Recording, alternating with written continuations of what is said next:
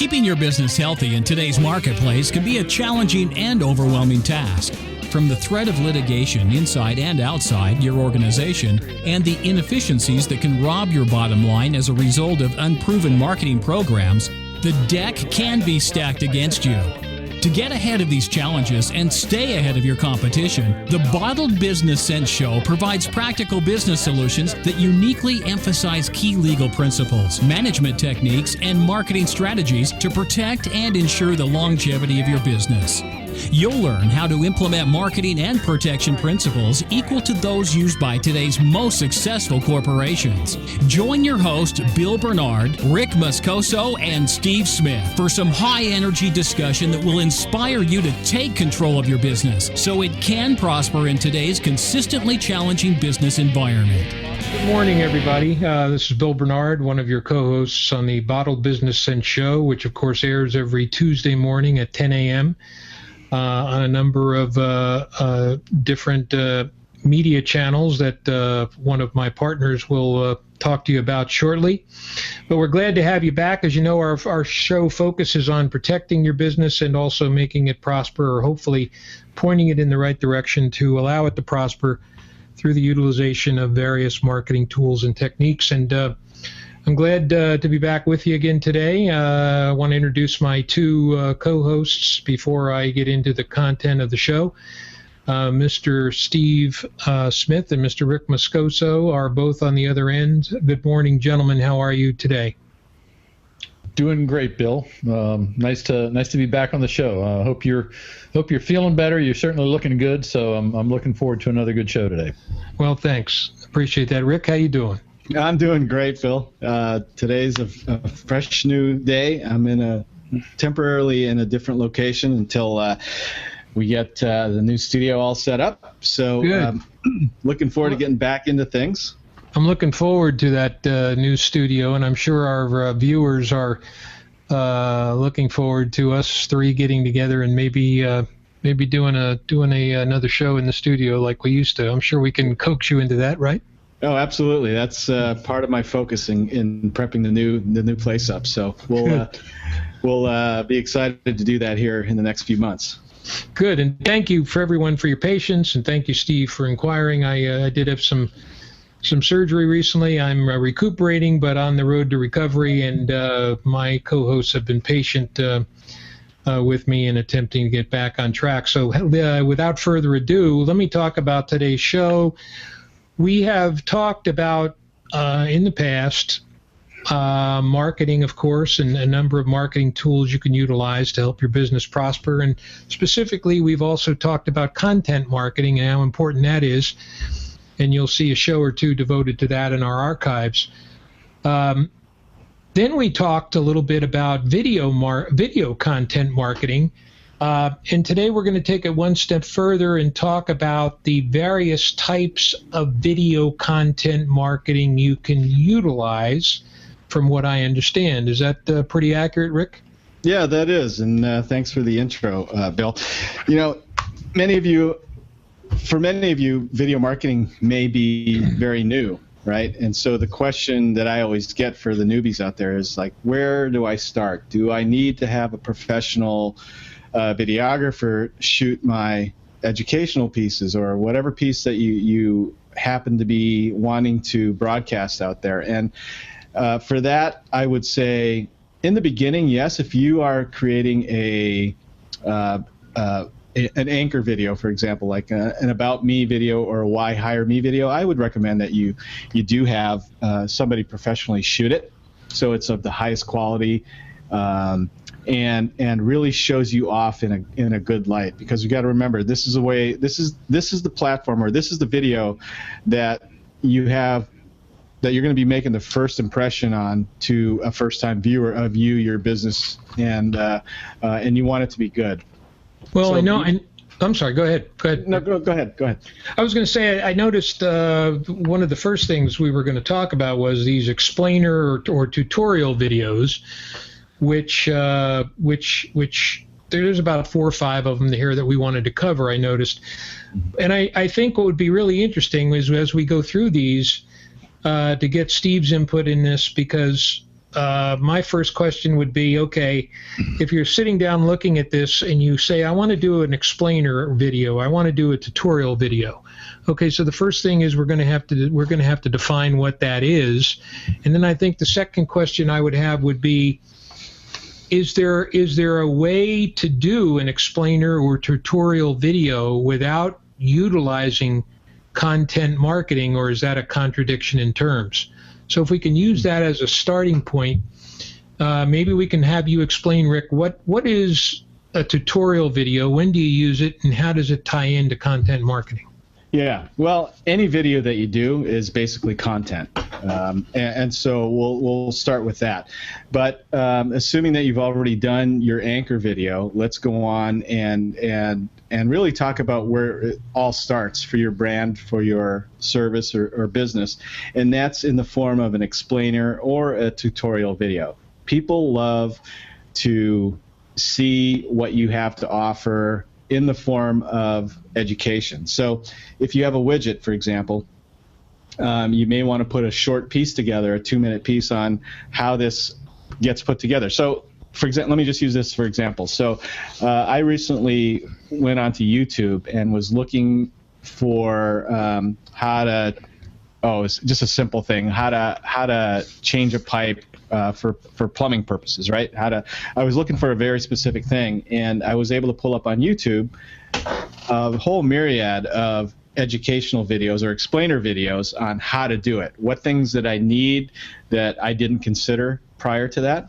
Mm-hmm. And just by watching these little 5-10 minute tutorial videos, I completely understood all the pieces that I needed, and I was able to do it myself and fix it in a relatively short amount of time. So explainer videos or tutorial videos are a great way for you to start to talk about your business, to explain different pieces or components of your business, what you do, how you do it, because as the viewers watching this, you are actually creating a presence or an authority of using your knowledge and sharing this information with them without any sales pressure, without any selling process into it, because it's all about building credibility and building the credibility that you are an expert in your field. And by doing these short little educational videos, explainer or tutorial videos, it's an excellent way to do it, because now you've established yourself as a resource in that area. But if I remember my content marketing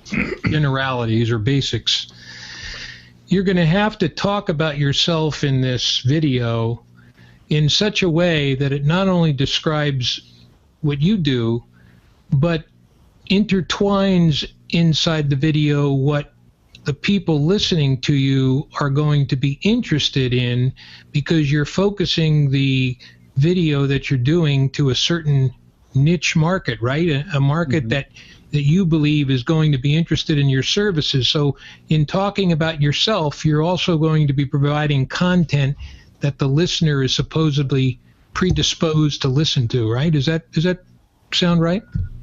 Yes, yeah, absolutely. For any service provider out there or a professional, you really do have to establish some sort of credibility in the form of that content video or anchor video, right? To give them a feel for what you do, how you do it, and why you do it, right? But after that, like for you, for example, Bill, for you, after somebody's watched your anchor video to understand your why, how, and what, now you can specifically create explainer tutorial videos on the components or things to consider when you're considering a trust or considering a business entity. What are those things that you should be mindful of and prepared with when they do contact you to get all those pieces put together? So that's basically the content of an explainer or tutorial video. Mm-hmm. It's educating the viewer on all these little things that they need to consider before they call you, so they're prepared. Okay. And so then, how would you go about distinguishing a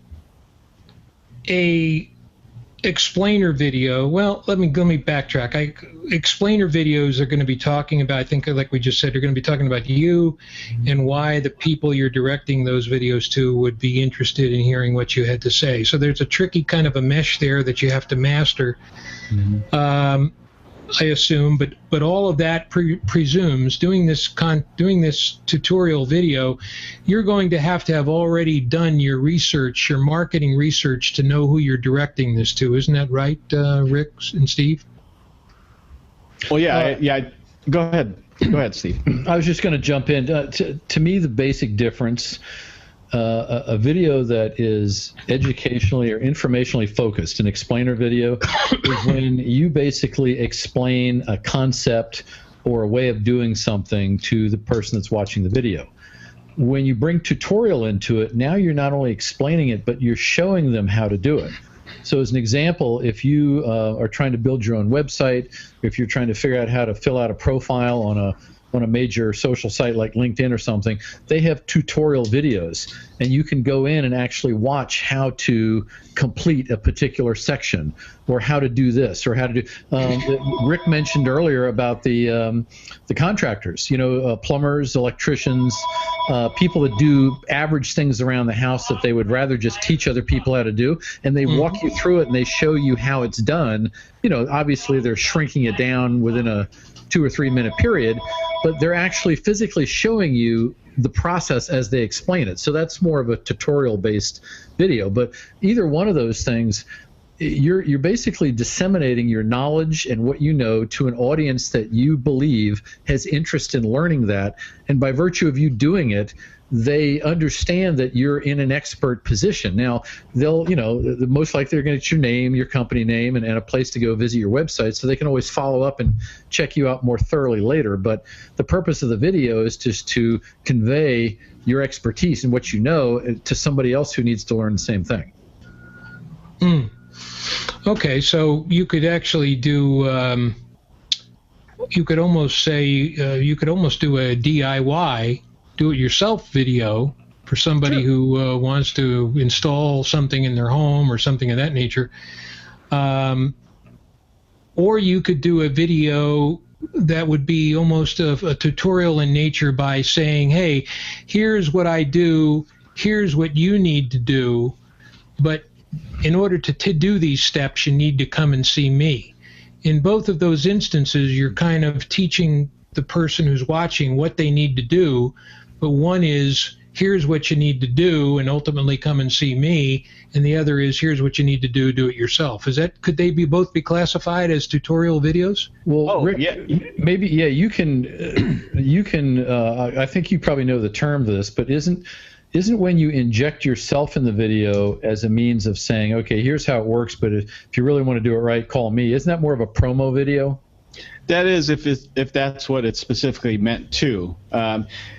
You really don't want to. You don't want to talk too much about yourself in an explainer or in a tutorial video. You want to show them the components or the bits and pieces that are involved in obtaining the objective, whatever. Is it a fix-it? Is it a how-to or whatever?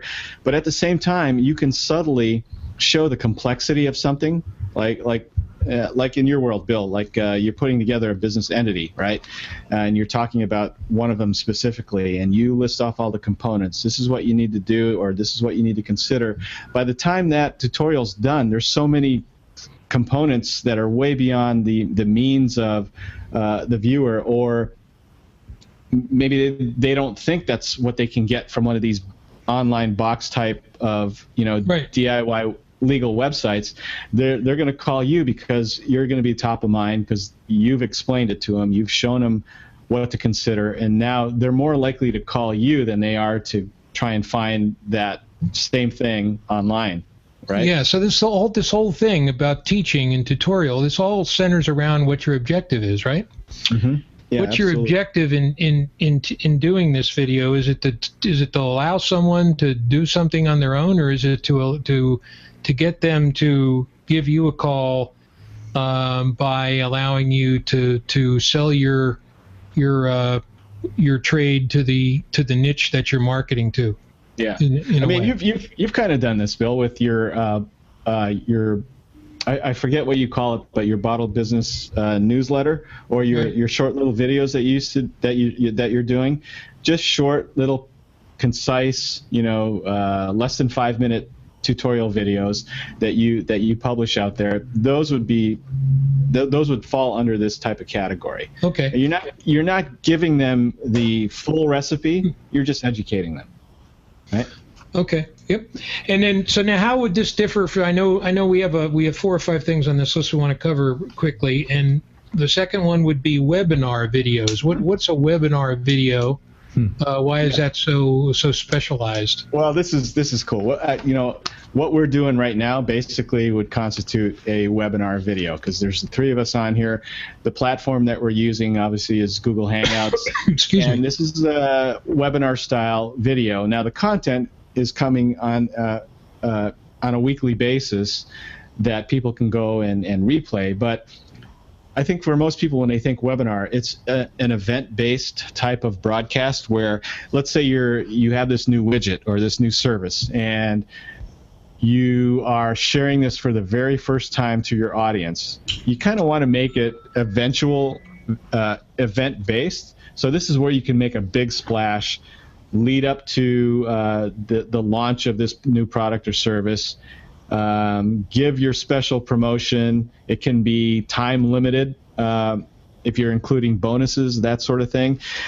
So that's basically what it is. It's an event-based launch of something, or it could be on a regular basis like what we're doing with a promotion or a time limit. But once it's done, it can be recycled and replayed at any point. And it can actually be added to a email drip system, where if somebody discovers you for the first time, you can actually drip them into your launch video at whatever interval they come into. That's a whole nother discussion. But webinar doesn't the webinar video have tutorial elements in it? For example, we pick topics where we try to explain things to people, help them out, give them free advice, whether it be legal or marketing or otherwise. And we tell them, okay, here's important information that you can utilize in your business. So in a way, we're not giving them a strict, line item tutorial, but we're giving them information that they can use. We're teaching them so they can use this information in their everyday business, but we're not necessarily focusing it on ourselves through the explanation of ourselves like we would in an explainer tutorial video.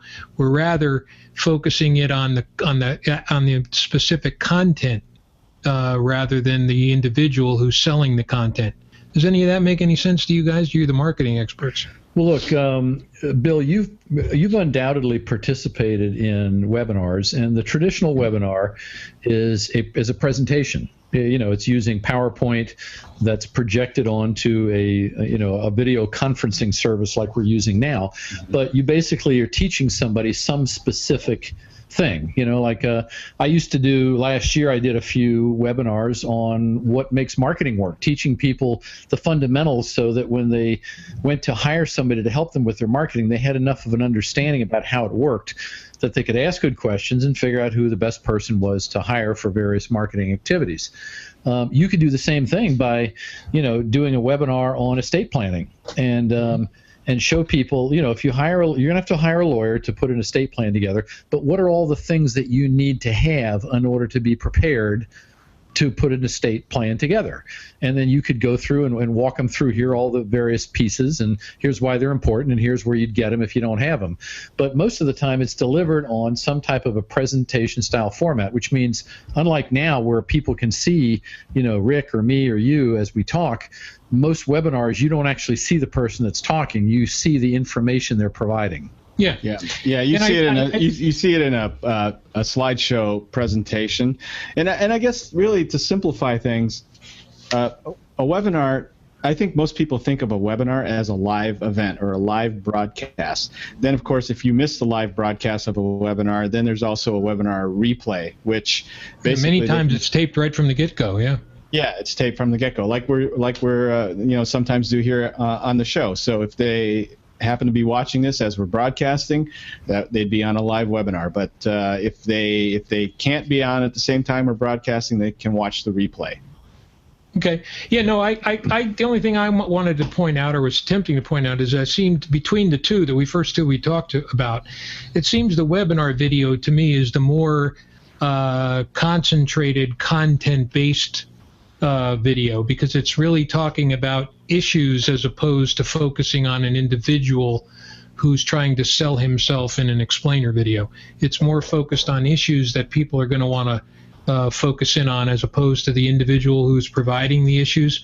On the other hand, I guess you may be tempted to listen to a webinar, depending on who's giving it, more than you would someone else, even if it's the same topic. So good stuff. It's that's why I think you need to focus in on getting an expert to help you with these things.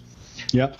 I noticed we also have down on this list testimonials, Rick, and I think a person listening to this might say, well, God, I know what a testimonial is. Mm-hmm. But would the both of you agree that a testimonial should specifically be focused on what that person does and what he did for you, as opposed to just saying, hey, this guy's a great guy, he's trustworthy, honest, clean, reverent, and all the good other Boy Scout stuff? You got to focus in on the specifics of what this individual has done for you, I guess, right? Sure. I mean, any good testimonial will talk about success stories or their successful experience that they've had with you, if it happens to be from a legal aspect, or with Steve from a marketing standpoint. You always want to try and get somebody speaking about you, because it's way different than reading. While reading a written testimonial is great if you can get that, a video is even better, 10 times better, I think, because you can hear the emotion behind the written word, or the read, behind the words, and hear and see how excited they are, because they're just so happy with what you've been able to provide them. So it doesn't necessarily, and this doesn't have to be professionally shot. I know, Steve, you have several testimonials on your website where guys are just sitting in front of their webcam, right? And they're just doing a little 30 to 60 second segment on what they were able to do for you.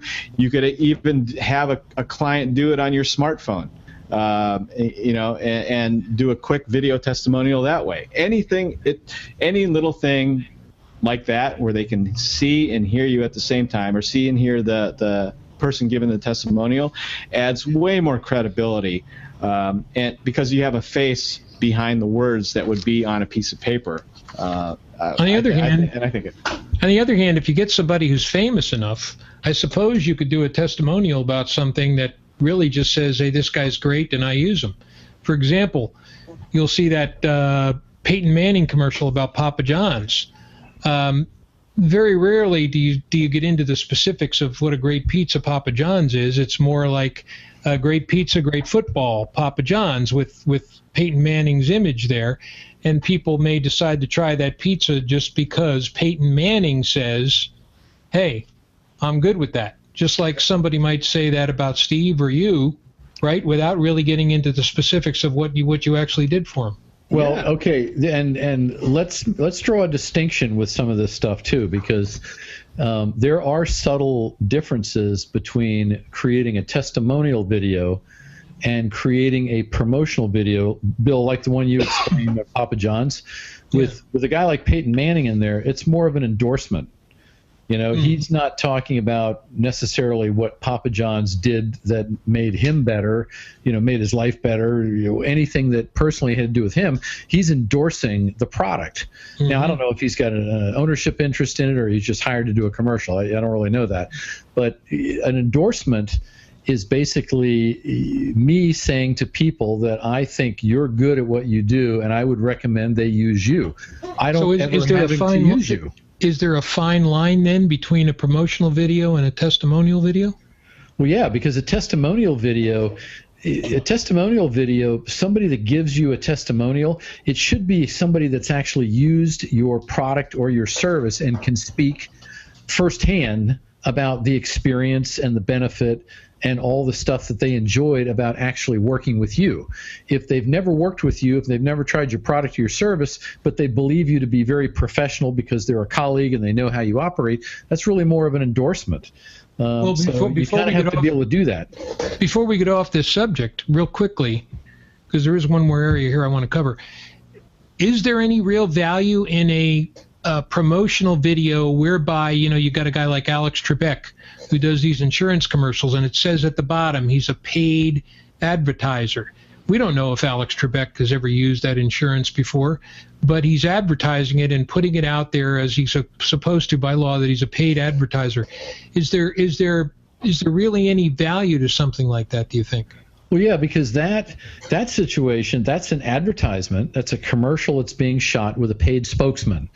Alex Trebek just happens to be the spokesman.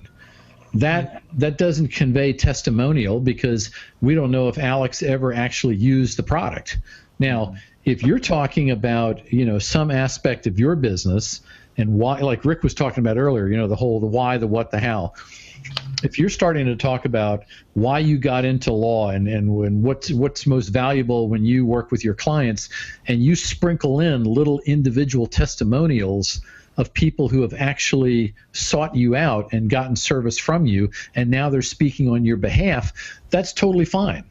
That I think that adds a tremendous amount of weight, because while you're talking about what's most meaningful to you about practicing law, they're talking about what was most meaningful for them about hiring you, and those two go together very well. Right. But it's not a commercial. It's not, we didn't pay you to stand there and talk about law stuff. Yeah. So it's a subtle line, but in the outcome, it has a very different effect in terms of how people look at it and whether or not they believe it. So you can see, folks, there is the power of the video here in combination with you using it as a tool for marketing is very, very important. And I would urge you to seek out Rick to have him give you some of these the background on these things and when and where to use them. But before Bill, Bill, let me just jump in, and I'll give you an actual example of a testimonial. Okay. I hired Rick. I don't know, Rick was 2 years ago, to do a promo kind of, here's who I am as a business coach, here's why I do what I do, and he shot that whole commercial for me. Now, not only did he do a great job with the video quality, which I could have never replicated, with a phone or with my own devices, but he actually walked me through how to come up with the things to say, the questions to ask that I would respond to, so that when it was done, it actually told a story. From start to finish, there was a message, there was a theme, there was something you could follow, and when you were done, you understood the purpose of the video. That's the real magic in hiring someone like Rick. Anybody can sit in front of a camera and yabber on and then go back and try to edit out the crap. But if you want somebody that's going to guide you through that process so the audio content of what you're saying actually makes sense and it can move people to wanting to use you, that's why you go for somebody like him. Well, there you go, Rick. You can snip this little piece off, and you can use this as your advertisement here. Absolutely. Good testimonial there, Steve. Yeah, very good. I just believe in examples. If somebody sees an example, now they know. Yeah. Okay, so we wanted to wrap up the show by quickly discussing animations. What are animation videos, Rick, and when and where do you use them? Well, this is a great example of where maybe the talent behind the business is not really fond of the camera. They're terrified to be in front of the camera speaking. They're just camera shy, right? This is where you can use something creative like an animation video, and that could be one of those doodle animations, whiteboards where they're drawing stuff and you see stuff fly in, or it can be a character animation where there's these funny little characters that maybe exemplify your brand or representative of your brand. That you could use in part of an explainer video, a how-to video, an educational video. So it's a different style of educational or explainer video, but instead of you being on screen doing it, there's an animation. And there's another. The thing about animation that I like and this has been ingrained with everybody, any adult over the years, is that when we were kids and we watched cartoons, as ridiculous as some of the things like the Bugs Bunny Roadrunner Hour, right? When Wile E. Coyote would get beat up or squashed by a rock, there's this psychological concept called suspension of disbelief, where we believed that he was going to come out okay and show up in the next show, no matter how hard he got squashed or how mangled Daffy Duck got. We totally suspended our normal thinking that, oh my God, he's got to go to the hospital. We never thought that. He's dead. Right. And so that's why animation video is so effective, because there's this level of suspension of disbelief when they're watching an animation video. You could almost say anything on that type of video and people believe it. Just maybe after a while that belief would go away, but our guard goes down when we do those type of videos, and it's a great creative way to do that. Now, not everybody has the capability to do that. I certainly do. There are some software packages out there that can help you do that. But if you go to some special animation company to do this, you could spend thousands of dollars just to have them do a 30-second video. I'm telling you that it doesn't cost you that much, and nor would it cost you that much if I were to do it. But what are you telling the listener or the viewer who says to you, Rick, why would I want to do an animation video? What's the benefit to me as opposed to just doing a video with me or my employees in it? In other words, what aspect of the video marketing arena am I going to gain by doing it or by using it? Why is it important? It's a different angle that you can use to promote your service or business, right? So if you want to break up your educational videos, your promo your explainer videos with something a little bit more creative, a little bit more fun, I'd inject this type of video into the mix. Okay. Certainly wouldn't recommend overusing it for everything that you put out there, but it wouldn't hurt to inject a video now and then that has some animation or a whiteboard thing. You can actually use this as a hook for them to come into your website or learn more about your business, to see the explainer videos or to see your website.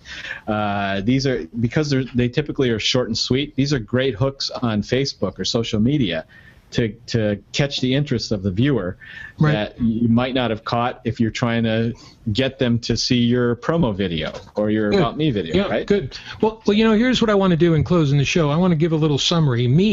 I want to give a little summary, a non-traditional marketing guy in the sense that it's not what I practice every day, and I want to see if my two expert colleagues agree with me. This show, the way I focus in on it, folks, this is to show you the importance and value of using different types of video. The key thread that runs through this whole thing is the content which you put into these videos, whether it be animation, whether it be educational, whether it be any other type of video, webinar based. In other words, you're creating something that's going to discuss issues and or individuals, maybe yourself, maybe your employees, that are going to be important to the people who are viewing it and listening it, because you've already done your content marketing research and you know what niche you're going to be marketing to.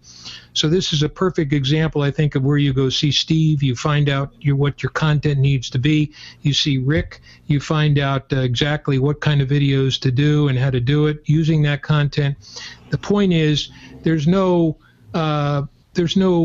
bad or wrong video or best video. You mix all these things in together as part of your marketing strategy, and I think if you have the right content, they're all going to come to work for you and get you the grand result. So that's the way I see all of this. So you guys tell me if you want to critique that before we end the show. Yeah, Bill, I think you did a great job of kind of listing out and identifying why video is important, if you have a business and you're trying to market it effectively. The only thing I would add to that, because I see this happen frequently, is people will say, okay, I want to create a video, but I want to create something that's going to go viral.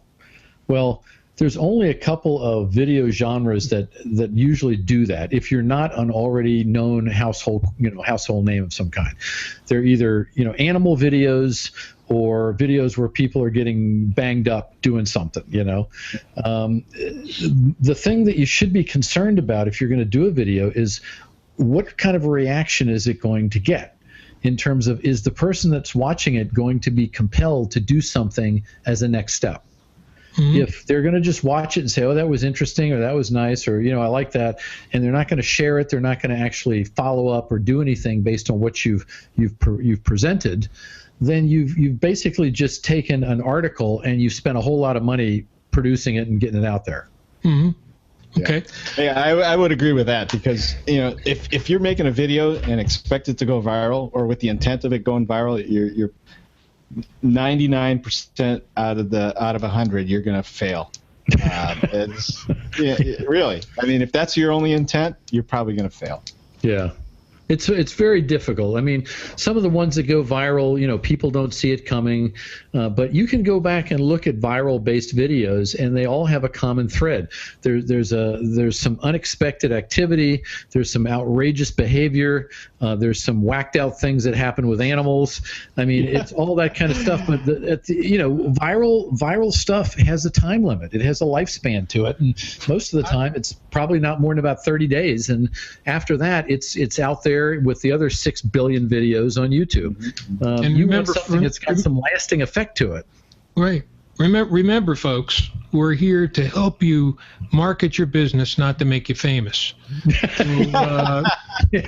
that's right. We're here to help you use these videos as marketing tools, not to become the next Rodney Dangerfield, because when you started mentioning those videos that have some outrageous behavior, I'm thinking of Andrew Dice Clay, and those videos are as viral as you can get. But anyway, folks, listen, we're going to close the show. I'm going to thank Rick especially, and Steve for their input today. And as we close the show, getting ready for next week, Rick, tell everybody where we can get a hold of you should we need you for our video marketing purposes. Oh, absolutely. You can reach out to me at 949-667-1182 or at rick@r2visualstudios.com. Those are the best ways to get a hold of me. Send in your questions. I'll be happy to answer them as soon as I can. Okay, fantastic. So, gentlemen, without further ado, we will close the show and tell everyone that we hope you all have a prosperous, safe, and busy week, and we'll look forward to seeing you back here on the Bottle Business Sense Show next week, same time, same place. Take care. All right, have a good week, guys. Bye-bye, everybody. Bye.